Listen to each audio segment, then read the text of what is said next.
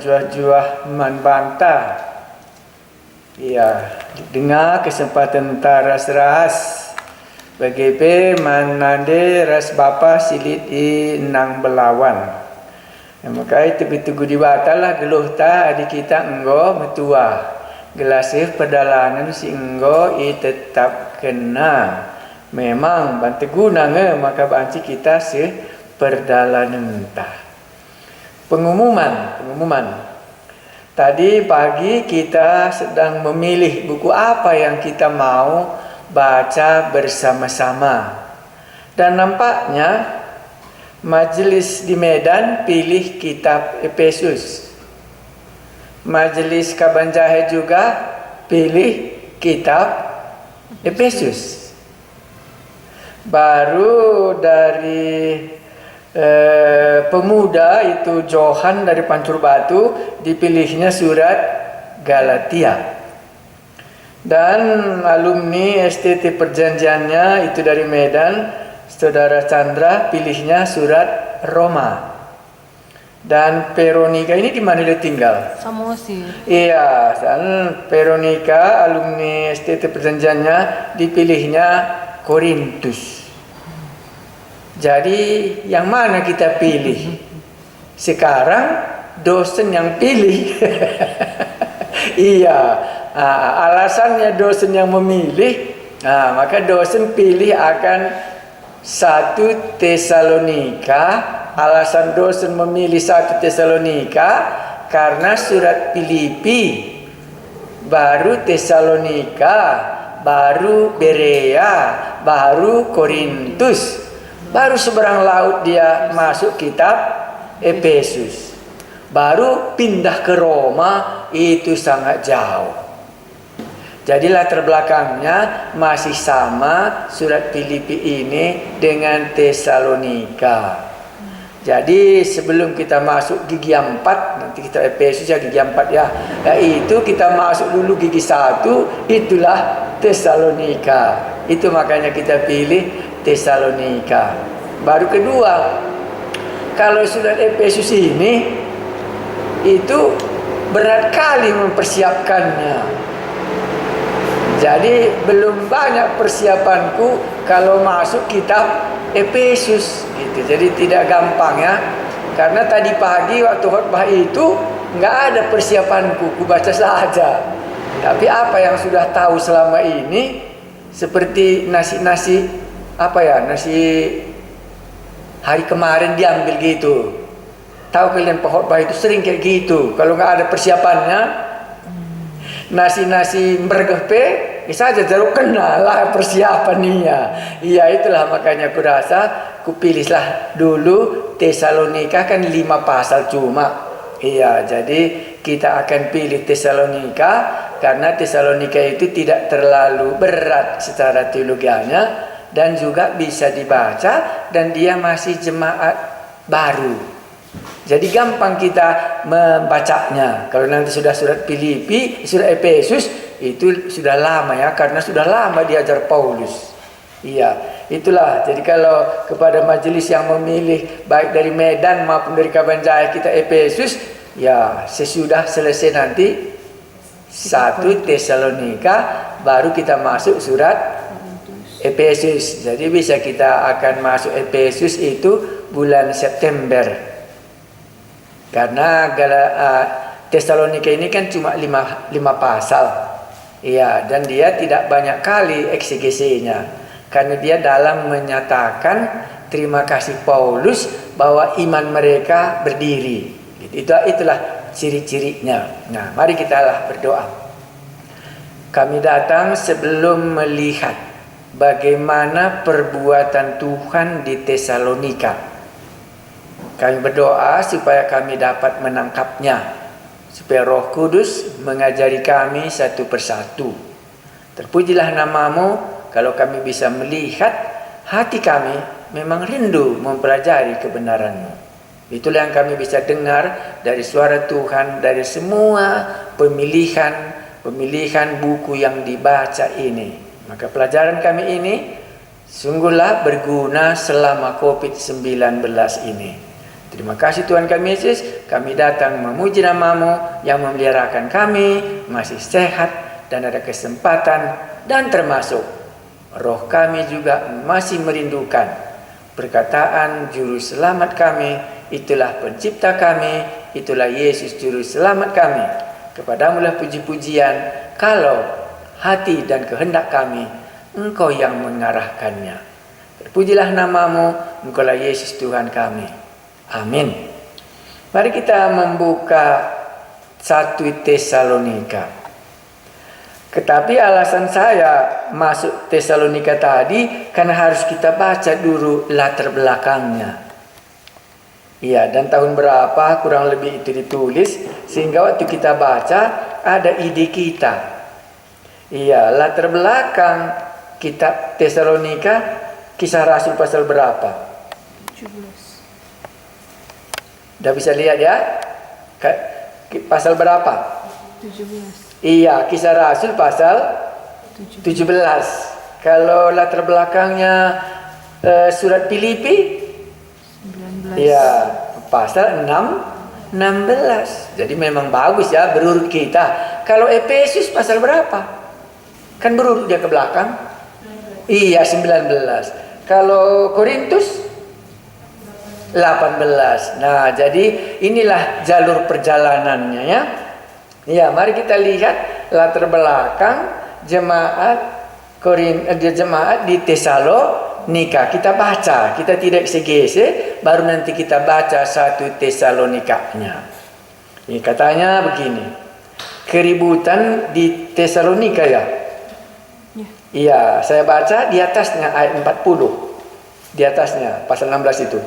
Lalu mereka meninggalkan penjara itu dan pergi ke rumah Lydia, dan setelah bertemu dengan saudara-saudara di situ dan menghiburkan mereka, berangkatlah kedua rasul itu.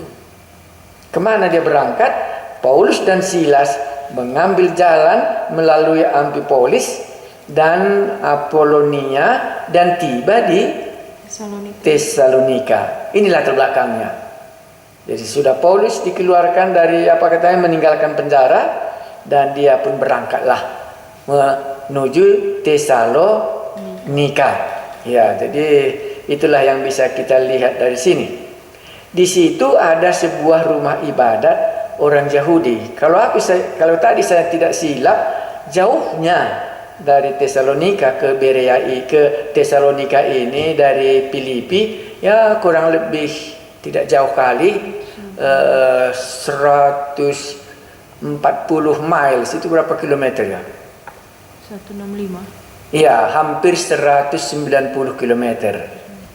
Jadi dia berjalan berapa hari meninggalkan Filipi sampai ke Tesalonika. Ya, kurang lebih beberapa hari ya. Karena itu antara 150 kilometer ya. Kalau kuat kali kita jalan, bisa kita capai 6 atau 5 kilometer 1 jam. Ya, jadi bisa 2-3 hari lah baru mereka sampai di Tesalonika. Bagaimana? Ya, itulah jauhnya dari Filipi ke Tesalonika. Nah, ayat 2. Seperti biasa Paulus masuk ke rumah ibadat itu. Jadi dia cari rumah ibadat. 3 hari Sabat berturut-turut ia membicarakan dengan mereka bagian-bagian dari kitab suci. Jadi langsung dibuatnya 3 hari Sabat. Jadi dia ini setiap hari Sabat kumpul. Ia menerangkannya kepada mereka dan menunjukkan bahwa Mesias harus menderita dan bangkit dari antara orang mati. Lalu ia berkata, inilah Mesias, yaitu Yesus yang kuberitakan kepadamu. Bisa kita ingat ya, Lukas pasal 24 khotbahkannya ya. Iya, itu mulai dari ayat 26.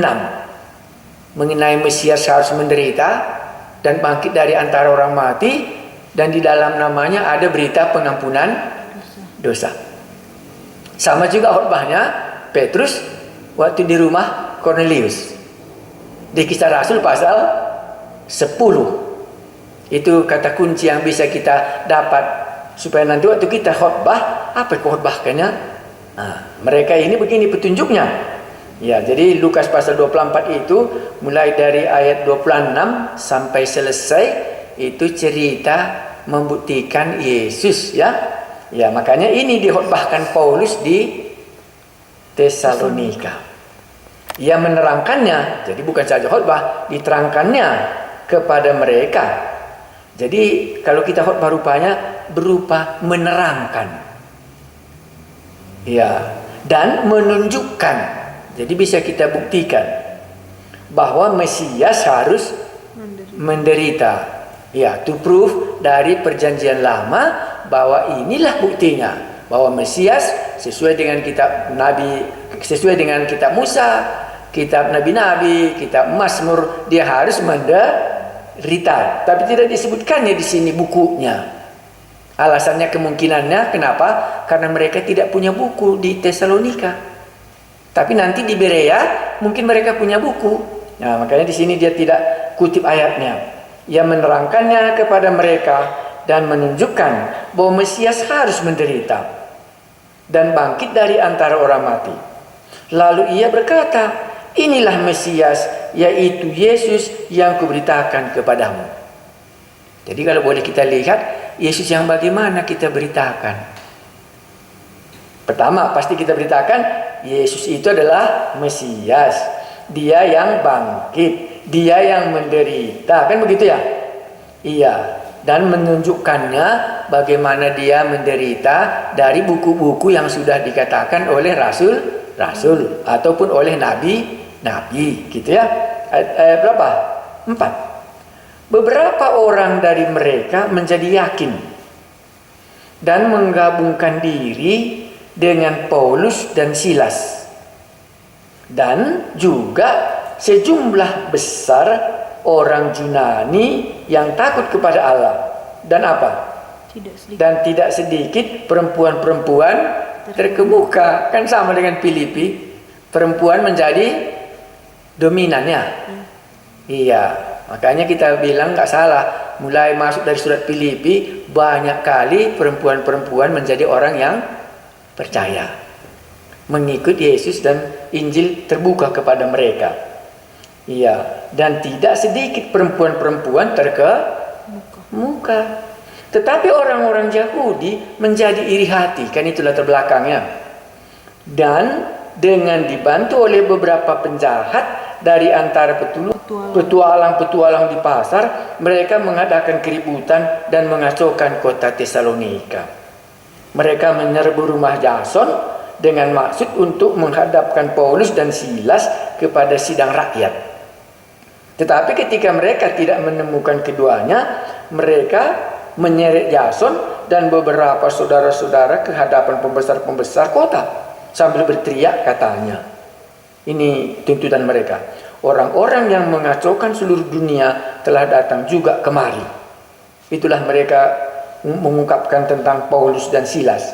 Dan Jason menerima mereka menumpang di rumahnya. Jadi Jason sudah kena sasaran. Mereka semua bertindak melawan ketetapan-ketetapan kaisar. Dengan apa? Dengan mengatakan bahwa ada seorang raja lain, yaitu Yesus. Jadi itu yang ditangkap oleh pendengar yang tidak setuju, mengatakan ada raja lain selain kaisar. Itulah Yesus. Rupanya kota Tesalonika ini mengakui cuma satu rajanya, yaitu adalah kaisar sendiri. Nah, mau lebih sulit sedikit, makanya Tuhan di situ seringkali mereka maksudkan kaisar. Makanya waktu Herodes berpidato, dia katakan ini suara dari surga. Makanya dia ditampar oleh malaikat Tuhan. Iya. Jadi di sini kaisar menjadi berhala mereka. Walaupun ada nanti nama berhala di Tesalonika, tapi inilah pengakuan mereka antara Yesus dengan kaisar. Nah, ayat 8. Ketika orang banyak dan pembesar-pembesar kota mendengar semuanya itu, mereka menjadi gelisah. Tetapi setelah mereka mendapatkan jaminan dari Yason dan dari saudara-saudara lain, mereka pun dilepas. Baru ayat 10. Tetapi pada malam itu juga segera saudara-saudara di situ menyuruh Paulus dan Silas berangkat ke Berea. Tinggallah kota Tesalonika. Berapa lama dia di sana? 3 minggu. Cuma 3 hari Sabat. Inilah latar belakang jemaat Tesalonika. Dan yang menjadi orang percaya di sini banyak orang yang tadi dikatakannya di sini, tetapi orang-orang menjadi percaya dan menggabungkan diri, dan tidak sedikit juga perempuan-perempuan. Ini cuma dasar selama 3 minggu itu berdirilah jemaat Tesalonika, dan mereka meninggalkan Tesalonika pergi ke Berea. Iya, jadi kalau dia sudah pergi ke Berea, pergi lagi Paulus ke Athena dari Berea, di mana Tesalonika ini ditulis? Mari kita buka Tesalonikanya. Iya, makanya Tesalonika ini kan kita tahu nanti sesudah Berea masuk kota Korintus. Athena dia kan nggak lama ya, jadi langsung dia ke Korintus. Ya, maka semua orang mengatakan dari Korintus nanti ditulisnya. Karena di Korintus lah Paulus berapa lama? 1 tahun setengah ya, jadi 18 bulan dia di sana. Iya, jadi caranya bagaimana? Kok 3 minggu berdiri jemaat ditinggalkan, dan dia ke Berea, dan dari Berea ke Athena, dari Athena dia ke Korintus, dan di Korintuslah dia menulis surat ini. Karena selama nanti Paulus di Korintus, teringat dia mengenai jemaat di Tesalonika, maka disuruhnya lah nanti Silas ini disuruhnya nanti Timotius ini ke Tesalonika. Silas nanti disuruhnya ke Filipi. Iya, barulah waktu nanti Timotius pulang melaporkan keadaan bagaimana jemaat Tesalonika. Demikian juga bagaimana keadaan jemaat Filipi yang sudah dia tinggalkan, karena Paulus paling lama di daerah itu adalah di Korintus. Barulah ada laporan. Sesudah ada laporan Timotius, makanya nanti ditulisnyalah surat ini sesuai dengan cerita Timotius mengenai orang itu. Mari kita baca itu sebelum kita baca ayat 1. Itu pasal 3. Iya, pasal 3 dari Tesalonika. Sudah bisa mengikuti cara membaca Alkitab ya? Iya. Kabar baik yang dibawa oleh Timotius. Kami tidak dapat tahan lagi, karena itu kami mengambil keputusan untuk tinggal sendiri di Athena. Lalu kami mengirimkan Timotius saudara yang bekerja dengan kami untuk Allah dalam pemberitaan Injil Kristus, untuk menguatkan hatimu dan menasihatkan kamu tentang imanmu. Jadi di Athena rupanya Paulus sudah langsung kirimkan ke Timotius tadi ke daerah Tesalonika, dan Silas dikirimnya nanti ke Filipi. Ayatnya yang ke-3, supaya jangan ada orang yang menggoyangkan imannya karena kesusahan ini. Kami sendiri tahu bahwa kita ditentukan untuk itu. Sebab juga waktu kami bersama-sama dengan kamu, telah kami katakan kepada kamu bahwa kita akan mengalami kesusahan. Dan hal itu seperti kamu tahu telah terjadi. Itulah sebabnya maka aku, karena tidak dapat tahan lagi, telah mengirimkan dia supaya aku tahu tentang imanmu. Karena aku khawatir kalau kamu telah dicobai oleh si penggoda, dan kalau usaha kami menjadi sia-sia. Tetapi sekarang setelah Timotius datang kembali dari kamu dan membawa kabar yang menggembirakan tentang imanmu dan kasihmu, dan bahwa kamu selalu menaruh kenang-kenangan yang baik akan kami, dan ingin untuk berjumpa dengan kami, sebab kami juga ingin untuk berjumpa dengan kamu. Ya, dan seterusnya. Barulah ditulisnya surat Tesalonika ini. Iya, jadi dapat dia berita mengenai keadaan jemaat di Tesalonika, dan sudah sampai dia di Korintus. Timotius datang dari Tesalonika ke Korintus, karena dia Athena kan singgah saja dia, nggak lama dia. Nah barulah ditulisnya surat ini. Jadi Tesalonika ini kurang lebih ditulisnya supaya gampang kita ingatnya tahun 50-an. Tahun 49 atau tahun 50. Makanya banyak orang berpendapat bahwa surat Paulus yang pertama ditulis memang surat Galatia. Tapi itu ditulisnya belum tahu dari mana. Ya, kemungkinannya dari Damaskus. Ya, dari Damsik. Barulah ditulisnya surat 1 dan 2 Tesalonika. Jadi 1 Tesalonika ini adalah surat nomor 2 yang ditulis oleh Paulus. Dan ini bukan surat dari penjara. Supaya nanti bisa kita bedakan waktu kita membaca surat-suratnya. Ini bukan, ini waktu dia masih di Korintus, masih mengabarkan Injil, tapi teringat dia. Tapi surat Filipi itu ditulis dari penjara Roma. Nah, itu ceritanya. Apa tujuan surat ini?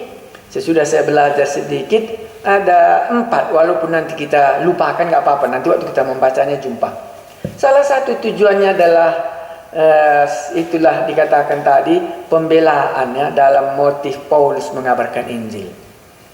Itu nanti kita jumpa pasal 2. Baru penderitaan, aniaya jemaat. Tadi kan aniaya membuat dia meninggalkan Filipi, aniaya dia meninggalkan jemaat Tesalonika supaya mereka kuat. Ketiga itu mengenai moral. Memang jemaat ini salah satu masalah adalah moral hidup ya, gitu. Baru yang keempat itulah mengenai kedatangan Kristus yang kedua kali, ini doktrin. Itu kita baca 1 Tesalonika pasal 4 ya, yang sudah sering kali kita baca itu. Ya, karena tadi khotbahnya mengenai kebangkitan Yesus, kan itu tadi ceritanya. Jadi mereka menerima pengertian itu. Jadi langsung mereka salah mengerti kapan Yesus datang. Karena harapan mereka cepat-cepat manusia datang, cepat-cepat Yesus datang kalau mereka sudah percaya. Rupanya belum. Nah, karena ini kan tidak terlalu lama ya, antara Tesalonika ke Korintus itu kan 1,5 tahun baru.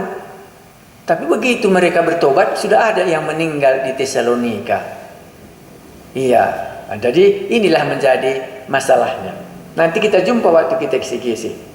Iya, apa alasan menulis katanya tadi itu pasal 36. Tadi sudah kita baca ya. Ya, pasal 36 itu, tetapi sekarang setelah Timotius datang kembali dari kamu dan membawa kabar yang menggembirakan. Jadi isi suratnya ini nanti didengarnya dari Timotius. Tetapi sekarang setelah Timotius datang kembali dari kamu dan membawa kabar yang menggembirakan tentang imanmu dan kasihmu, dan bahwa kamu selalu menaruh kenang-kenangan yang baik akan kami dan ingin untuk berjumpa dengan kami. Seperti kami juga ingin untuk berjumpa dengan kamu.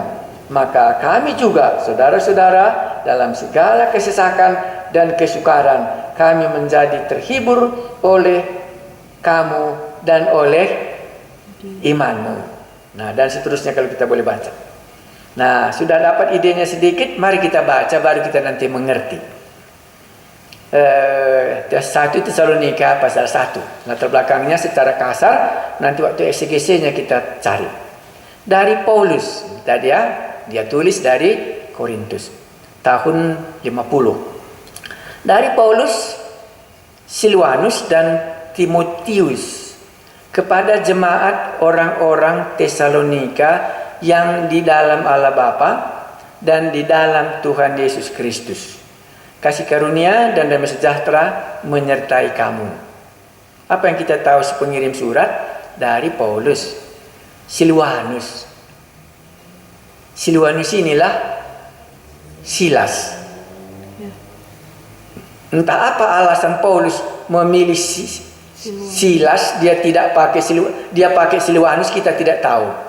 Tapi dalam ceritanya tadi Silas dan Timotius. Nah, tapi di sini dipakainya Silwanus dan Timotius kepada jemaat orang-orang Tesalonika yang di dalam Allah Bapa dan yang di dalam Tuhan Yesus Kristus. Ini kedudukan mereka. Mari kita pindah ayat 2. Kami selalu mengucap syukur kepada Allah karena kamu semua, dan menyebut kamu dalam doa kami. Karena tadi sudah didengarnya cerita mengenai jemaat Tesalonika dari Timotius. Makanya kami selalu mengucap syukur kepada Allah karena kamu semua, dan menyebut kamu dalam doa kami. Ini memang modelnya Paulus ini mendoakan jemaat secara terus terang, ya. Ya, menyebut kamu dalam doa kami. Berarti dia berdoa, aku berdoa buat jemaat Tesalonika. Mungkin disebutnya si Yason yang ada di situ yang menderita waktu kami berangkat meninggalkan dia. Kan si Yason tadi menderita. Karena Yason harus menjadi jaminan. Akhirnya mereka ini bisa dilepas, tidak dipenjarakan seperti di Filipi. Dan sejak itu mereka berangkat langsung ke Berea. Ayat 3. Sebab kami selalu mengingat pekerjaan imanmu. Jadi karena dia sudah tahu dari Timotius, dikatakannya sebab kami selalu mengingat pekerjaan imanmu. Baru disambungkannya usaha kasihmu, baru ketekunan pengharapanmu kepada Tuhan kita Yesus Kristus di hadapan Allah dan Bapa kita. Jadi 3 di sini yang sering diingat oleh Paulus, diingat oleh Silwanus dan Timotius, yaitu apa? Imanmu. Jadi jemaat Tesalonika ini dalam 3 minggu itu tadi kan sudah ada yang beriman. Baru dikatakannya apa? Mengenai kasihmu. 3 hal di sini baru mengenai pengharapan. Jadi pekerjaan iman itu kasih dan pengharapan. Jadi kalau ada usaha kasih, ada ketekunan pengharapan. Yang paling gampang mengingatnya, ada iman, ada kasih, ada pengharapan. Faith, love, and hope. Itu dalam bahasa Inggrisnya. We have faith, katanya. Kami punya iman, katanya.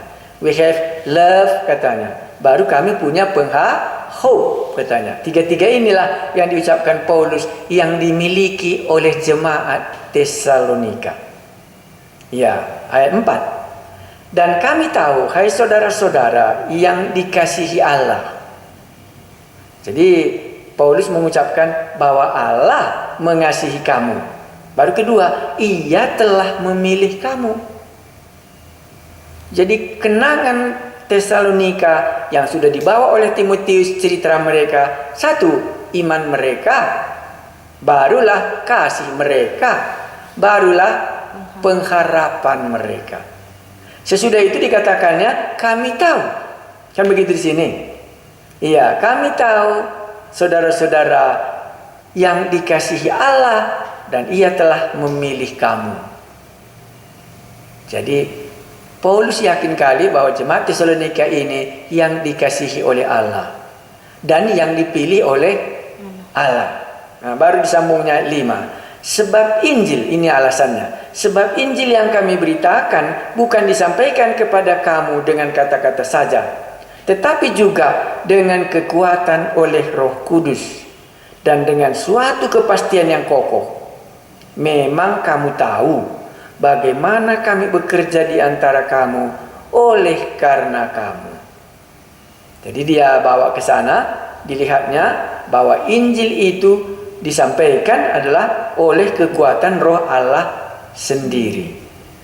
Ya, beda dengan surat Filipi ya. Karena Filipi kan Tuhan membuka hati Lydia, tapi di sini dipakai Paulus Roh Kudus. Ya. Dan dengan keyakinan yang kokoh. Baru ayat 6. Dan kamu tahu, dan kamu telah menjadi penurut kami dan penurut Tuhan dalam penindasan yang berat. Kamu telah menerima firman itu dengan sukacita yang dikerjakan oleh Roh Kudus, sehingga kamu telah menjadi teladan untuk semua orang yang percaya di wilayah Makedonia dan di daerah Akaya. Rupanya cerita tentang orang ini sudah percaya sampai sudah ke daerah Makedonia. Kemungkinannya waktu Silas pergi ke Filipi, didengarnya bagaimana orang-orang Tesalonika yang sudah mereka tinggalkan tadi sudah percaya. Sampai lagi dia di Akaya, didengarnya lagi.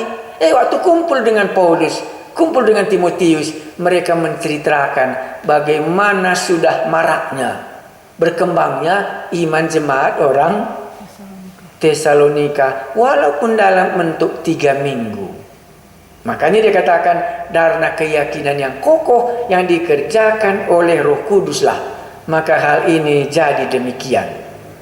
Baru ayat 8. Karena dari antara kamu firman Tuhan bergema, bukan hanya di Makedonia dan Akaya saja, tetapi di semua tempat telah tersiar kabar tentang imanmu kepada Allah, sehingga kami tidak usah mengatakan apa-apa tentang hal itu. Apa kesan kita ayat 8 keadaan jemaat ini? Iya, rajin mengabarkan Injil, sehingga tersiar kabar iman mereka ke daerah-daerah Makedonia dan ke Akaya. Tidak perlu lagi kami menyaksikannya, karena kami telah mendengar semua itu. Itulah yang kita lihat. Makanya bukan lamanya rupanya orang jadi orang Kristen, baru imannya bisa kedengaran. Mula-mula kami di Kabanjahe, saya kan diam aja, karena kita dulu kan naik bus ke Medan ya. Jadi duduklah saya di angkot di bus Medan Kabanjahe ini. Ceritalah dia, adalah satu anak gadis katanya. Karena sudah bertutur kalau orang Karo itu kan dikasih taunya di mana kita tinggal begini semua. Adalah satu anak gadis katanya.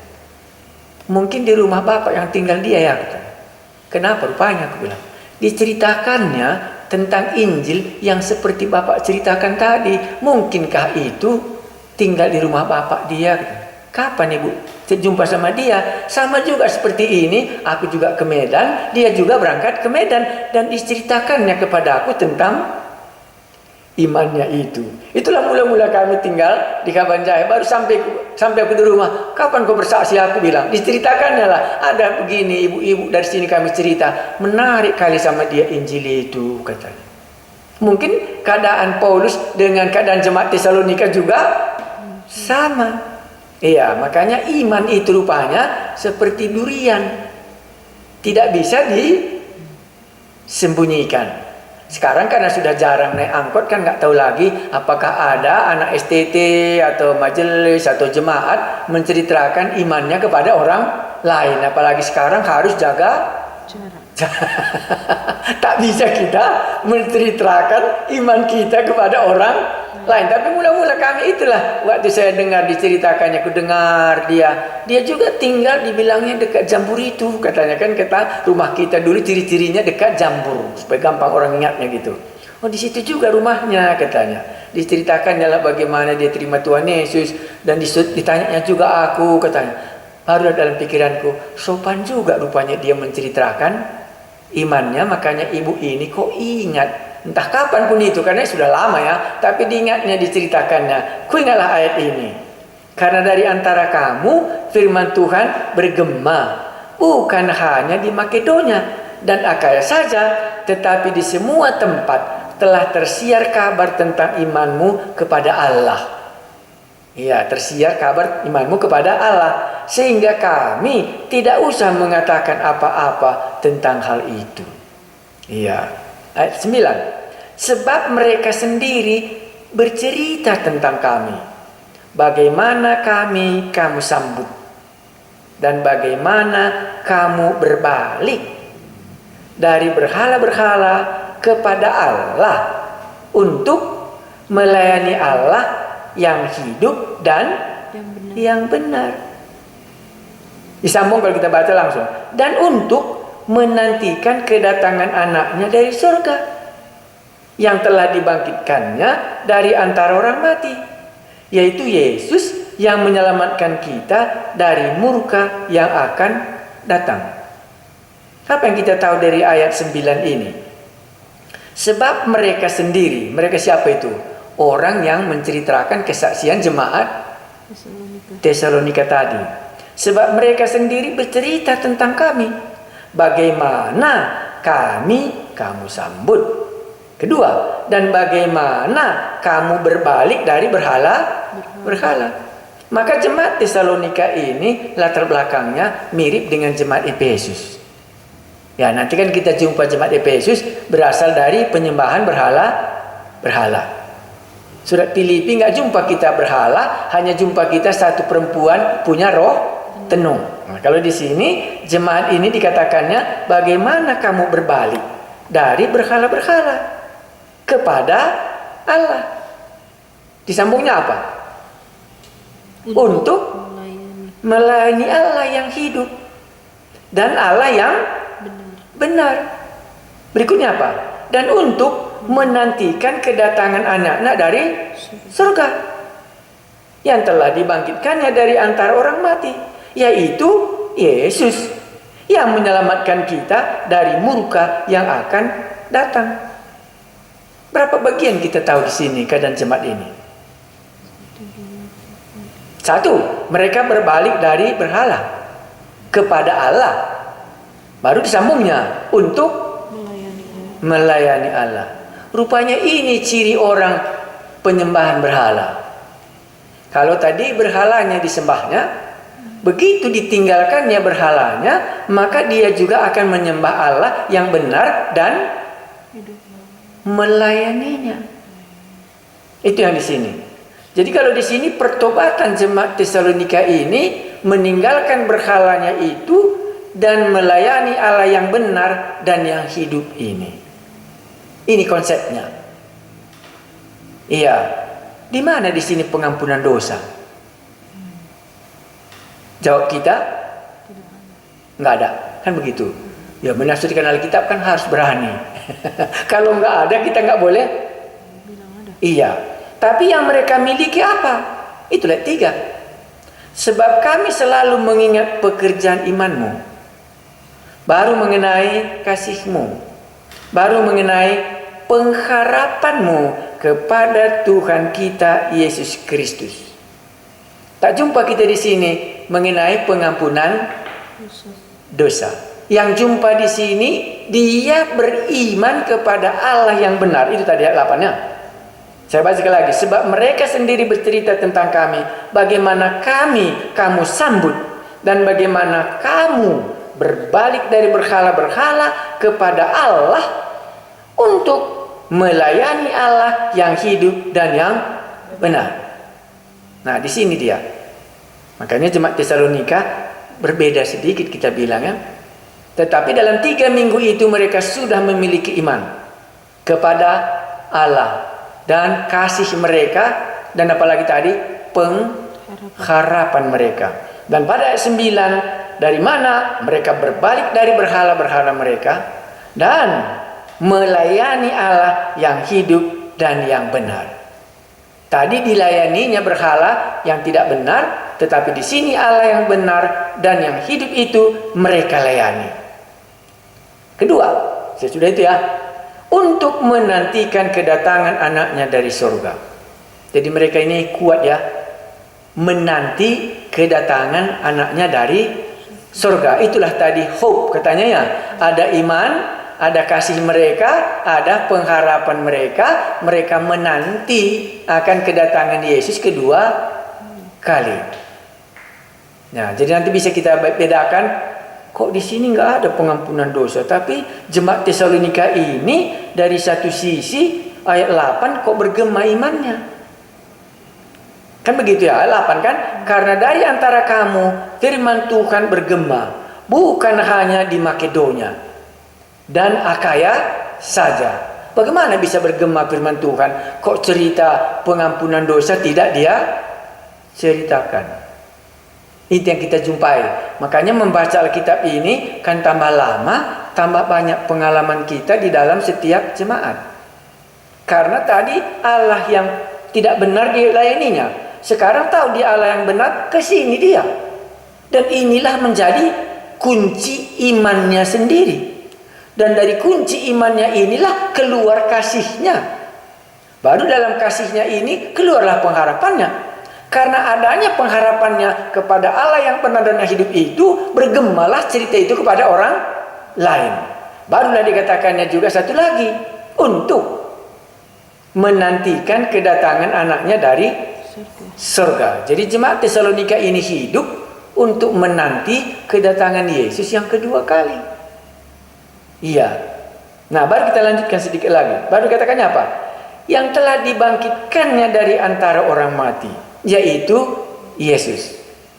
Jadi kenapa mereka berharap akan kedatangan dan kebangkitan Tuhan Yesus? Karena dia sudah dibangkitkan dan sudah naik ke surga, dan mereka berharap dia akan datang sebagaimana Paulus menceritakannya dalam 3 minggu khotbahnya di tengah-tengah orang Tesalonika ini. Maka dikatakannya tadi, dan untuk menantikan kedatangan anaknya dari surga. Jadi mereka terngiang dalam pikirannya, kapan Yesus yang kami sudah percayai dan di mana kami sudah beriman kepadanya, kapankah dia datang? Maka untuk itulah mereka melayani Allah, karena nanti akan datang dia sebentar lagi. Baru disambungnya apa lagi? Untuk menantikan kedatangan anaknya dari surga yang telah dibangkitkannya dari antara orang mati, yaitu Yesus. Barulah di sini apa? Yang menyelamatkan kita dari murka yang akan datang. Inilah dia khotbahnya. Jadi mereka tahu menunggu kedatangan Yesus itulah menyelamatkan kita dari murka yang akan datang. Seperti Nuh membuat kapal itu, kapan turunnya hujan, supaya kita lepas daripada murka Allah yang akan menimpa setiap orang. Jadi dia tahu mengenai menyelamatkan dari murka yang akan datang. Bagaimana pengenalan kita akan murka Allah? Supaya nanti waktu kita membaca Tesalonika, bertambah pengenalan kita mengenai Allah yang kita percayai. Tapi di sini kita baru ceritakan saja dulu. Tadi kan ceritanya Paulus menulis surat ini untuk menguatkan iman mereka. Kan itu tadi salah satu. Karena cuma 3 minggu, jangan-jangan mereka sudah lenyap semua. Makanya dikirimnyalah Timotius ke sana. Sesudah Timotius kembali, didengarnya lah mengenai iman orang ini. Iman yang paling menonjol di sini itulah ayat 9. Yaitu apa? Mereka berbalik dari berhala-berhala, dicakapkan orang dia. Sesudah itu mereka sekaligus melayani Allah. Bagaimana mereka melayani Allah? Itulah pada ayat 8. Mereka bergema menyatakan Allah yang benar dan yang hidup itu. Jadi nampaknya iman mereka ini tidak berbicara soal pengampunan dosa. Tetapi dia berbicara mengenai Allah yang benar dan yang hidup. Dan Allah yang akan menghukum setiap orang yang tidak percaya kepada Yesus. Karena tadi masalahnya apa? Ada raja, kan gitu, selain daripada Kaisar. Itu tadi kisah 17 ayat 7. Itu pegangan mereka. Tetapi waktu Paulus mengatakan, bukan ini dia. Di dalam Yesuslah kamu nanti telah dibangkitkan dari antara orang mati. Maka mereka ini percaya. Nah, mari kita coba belajar bersama-sama. Kalau begitu, entah pentingnya aku menceritakan tentang Allah yang kupercayai ini adalah Allah yang benar dan yang hidup. Allah yang benar dan yang hidup itu tambahnya apa lagi? Yang telah bangkit dari antara orang mati, dan yang akan datang sekali lagi, dan dia datang akan menyelamatkan kami dari murka yang akan menimpa setiap orang yang tidak percaya kepadanya. Makanya jemaat Tesalonika ini rupanya dibayangi dalam pemikirannya ada hukuman yang akan menimpa dia. Mirip sama khotbahnya dengan Nabi Yunus. Nabi Yunus itu kan khotbah penghukumannya. 40 hari lagi Niniwe akan ditunggang balikkan. Dia khotbah tentang penghukuman. Mana tahu nanti iman kita berkembang. Oh, kalau begitu salah juga rupanya. Kalau hanya Allah mengasihi khutbahku, tak kuungkapkan mengenai turun akan air bah, maka semuanya akan nanti binasa kalau dia tidak mau masuk ke dalam bahtera Nuh. Makanya disambungnya di sini ayat 10 terakhir sekali, yang menyelamatkan kita dari murka yang akan datang. Jadi jemaat Tesalonika memiliki iman Allah itu akan murka. Karena mereka sudah beriman dan ada kasih dan ada pengharapan, mereka akan selamat daripada murka Allah itu.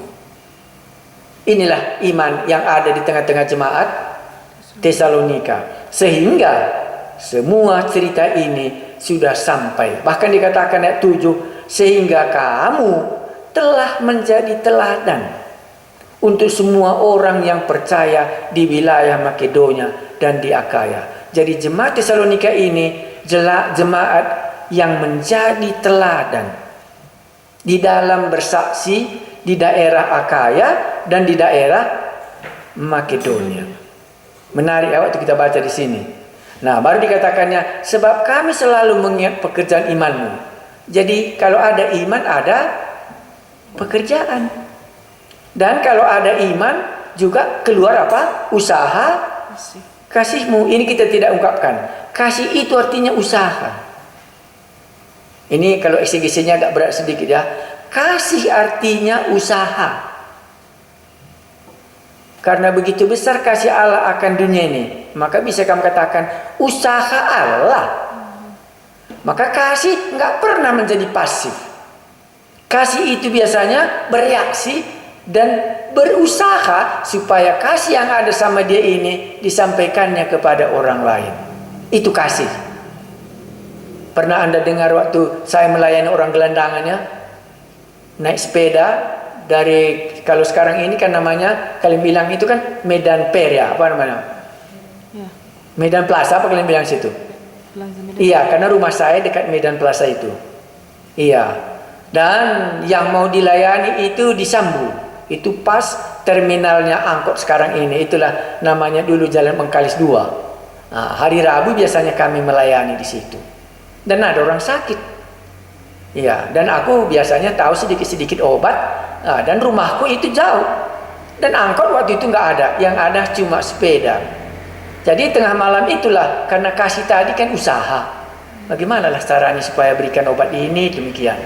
Ya haruslah didayung sepeda ini. Sesudah selesai kami kebaktian malam, saya harus pulang ke rumah naik sepeda. Sampai di rumah, teringat lagi saya bahwa dia tidur di pinggir jalan. Karena dia kan orang gelandangan. Saya waktu itu masih mahasiswa, baru bertobat kurasa 1 tahun. Nah, sampai di rumah, aku cobalah tidur. Tapi nggak bisa tertidur. Karena kasih di dalam hati tadi masih membara. Kau bisa tidur, orang itu nggak tidur, kata Tuhan. Jadi bagaimana buat? Ya antara kalau obat ini ke sana gitu. Ya ini kan sudah jam 11 malam. Karena tadi baru persekutuan pulang, naik sepeda lagi, balik ke sana lagi. Itu 1 jam.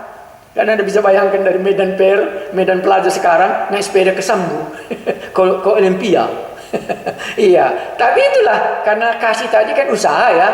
Ya haruslah ambil lagi sepeda, bawa obatnya, saya dayunglah sepeda itu tengah-tengah malam. Tapi itulah kasih. Maka persoalan itu, maka dikatakannya tadi di sini apa? Usaha kasih. Makanya Allah mengasihi, itulah usaha Allah untuk mencapai supaya kita bisa diselamatkan. Nah, jadi kalau kita baca ceritanya suratnya Paulus yang sangat sederhana ini, dan banyak bisa menjadi pikiran kita. Tadi sudah kita lihat sedikit saja ya, ada orang berbalik tapi nggak pernah melayani Allah, mungkinkah? Makanya tadi kerjakanlah keselamatanmu dengan takut dan gentar. Kenapa? Kalau nanti nggak dikerjakannya keselamatannya, takut dia apa? Hilang nanti. Jadi untuk menjaga keselamatannya, makanya dia rajin mengerjakannya. Tapi ini bukan. Iya, karena tadinya dia menyembah berhala, sekarang dia melayani Allah yang benar dan yang hidup. Baru sesudah itu menantikan kedatangan Allah yang dia percaya itu. Nah, barulah Allah yang dinantikannya itu adalah Allah yang menyelamatkan dia dari murka Allah. Kalau kita kan lebih banyak ceritanya menyelamatkan kita masuk ke mana? Ke surga. Lupa kita bahwa murka Allah akan menimpa dunia ini. Makanya kalau seandainya kita tidak percaya, maka kita berada di bawah murka Allah. Dan dari situlah kita diselamatkan. Allah yang sudah menyelamatkan kita ini ada Allah yang benar dan yang hidup. Itulah Allah yang sudah diceritakan kepada kita. Dan sesudah itu kita berbalik daripada berhala kita dan kita melayani Allah yang hidup dan menantikan Dia. Itulah kerinduan orang Tesalonika ini, mengharapkan kapanlah Allah yang benar dan yang hidup ini datang kembali, supaya kami bisa diselamatkan dari murka Allah yang pasti terjadi ini. Kenapa menurut Anda mereka yakin kali murka Allah? Pasti jawabnya kalau muncul ability kita, karena disiksai dia. Iya, karena dianiaya terus. Mereka kan tahu masa dianiaya tidak salah. Makanya nanti pasti Allah akan murka dan menghukum orang-orang yang tidak mau percaya ini, apalagi orang-orang yang menghambat supaya Injil tidak diberitakan di Tesalonika, termasuk juga di Filipi, termasuk juga nanti di Berea. Jadi itulah makanya dia yakin kali kita diselamatkan dari murka yang akan datang. Jadi jemaat Tesalonika ini ditutupnya kalimatnya murka Allah yang akan datang. Sama dengan khotbahnya Nabi Yunus. Berhenti dia khotbah, didengar oleh orang orang Niniwe yang ada di sana, murka Allah. Kalau kita khotbah, kita apa didengar orang? Kalau kita selesai khotbah, ya kan Anda khotbah, apa yang menurut Anda didengar orang sesudah Anda selesai khotbah? Allah panjang sabar, karena itu mari kita teruskan. Allah itu panjang dan Allah mengasihi kita. Jadi kesan mereka bisa saja satu sisi, tapi kurasa itu namanya nggak seimbang. Kalau seimbang baru enak ya. Ada mericanya sedikit, kan begitu ya. Ada kelapanya ya, ada garamnya sedikit. Kan nggak seimbang kalau semua ditaruh gula saja ya. Nggak suka orang kalau gula saja. Mana tahu itu membuatnya nggak menarik jualan Injil kita ini. Karena gula semua. Nggak kita taruh di belakangnya seimbang dengan murka Allah. Nah, makanya ini menarik bagi aku tadi. Karena iman jemaat Tesalonika ini sudah ada imannya, ada kasihnya, ada pengharapannya. Dan dia beritakan Injil itu. Dan waktu dia memberitakan Injil ini oleh karena pekerjaan Roh Kudus. Tapi ditutupnya, inilah pujian Paulus kepada jemaat itu. Bahwa yang menyelamatkan kita dari murka yang akan datang. Ya, sampai di situlah dulu kurasa mengenai Tesalonika pasal 1 ini. Nanti kita lanjutkan ke belakang. Ini pasalnya cuma 5 pasal ya. Tapi jauh lebih gampang ini nanti daripada surat Filipi. Karena ini kan menceritakan kesan Paulus mengenai jemaat Tesalonika. Yang tadi diharapkannya, mana tahu hilang iman orang ini. Sesudah didengarnya bukan hilang. Makanya kalau kamu baca nanti Tesalonika, bisa kita baca laporan Paulus tentang keadaan jemaat Tesalonika. Itu eksegesinya. Jadi beda dengan surat Filipi dengan surat ini. Ini kan tadi semua laporan Paulus. Oh begini kamu ya, begini kamu ya, begini kamu ya, begini kamu ya, begini kamu. Diungkapkannya semua cerita jemaat Tesalonika yang didengar oleh Timotius. Dan Paulus menuliskan surat ini menguatkan iman jemaat Tesalonika ini dalam pujiannya. Mari kita berdoa. Kami mengucap syukur kalau kami mendengar jemaat Tesalonika ini yang begitu berbalik dari berhala dan mereka melayani Allah yang benar dan yang hidup. Dan juga menanti kedatangan Yesus yang menyelamatkan dari murka yang pasti akan menimpa bumi ini. Kami mengucap syukur dalam 3 minggu cuma, tapi iman mereka begitu kuat dan begitu bagus mereka mengabarkan Injil ke sekeliling di mana saja mereka dan mereka menceritakan iman mereka. Inilah menjadi teladan bagi kami yang baru bertobat, tapi dengan semangat mengabarkan Injil, punya iman, punya kasih, dan punya pengharapan. Terima kasih Tuhan kami Yesus, kami mencoba merenungkannya. Berkatilah kami satu persatu. Engkaulah Yesus, Tuhan dan Juru Selamat kami, yang membuat bisa kami beriman, dan bisa kami berusaha dalam kasih, dan juga ada pengharapan Kristus akan datang kedua kali. Amin.